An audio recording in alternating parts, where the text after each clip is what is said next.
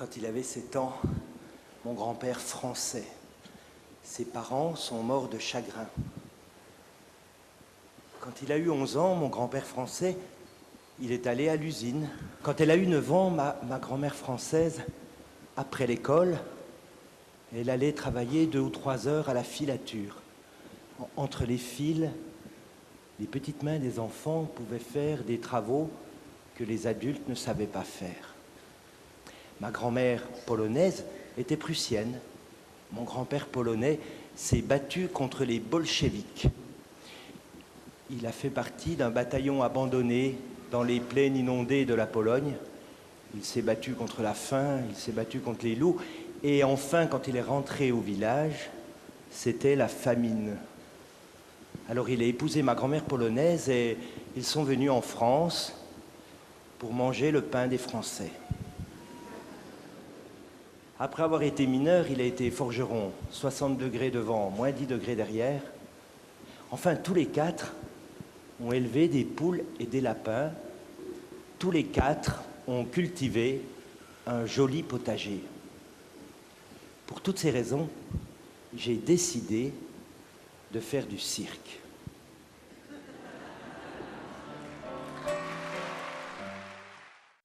Je m'appelle Bernard Kudlak, je suis artiste dans le spectacle vivant.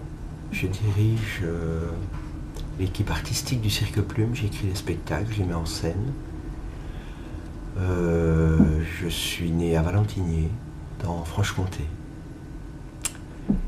Mon père est un fils d'émigré qui est arrivé. Ses parents sont arrivés en France en 1925.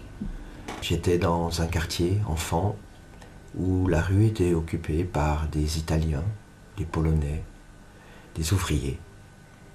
Émigrer, ça veut dire ouvrier, souvent. Il faut quelques générations pour que les gens deviennent président de la région, comme M. Forni, par exemple, qui lui aussi est un fils ou petit-fils d'émigrés italiens. Aujourd'hui, le Cirque Plume est fait par des gens comme ça. Certains sont d'origine française, mais on a tous, ou presque tous, un grand-père ou un arrière-grand-père qui vient d'ailleurs.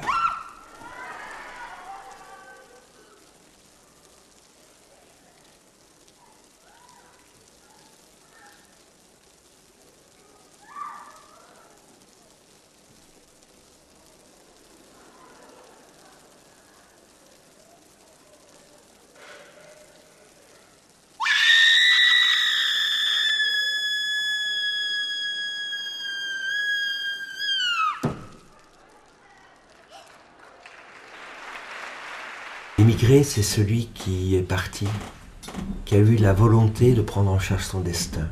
C'est celui qui a dit « Je vais aller devant, je prends la route, je pleure pas.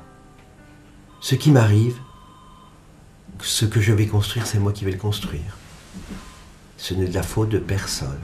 Je ne suis pas une victime, je suis un homme en marche. »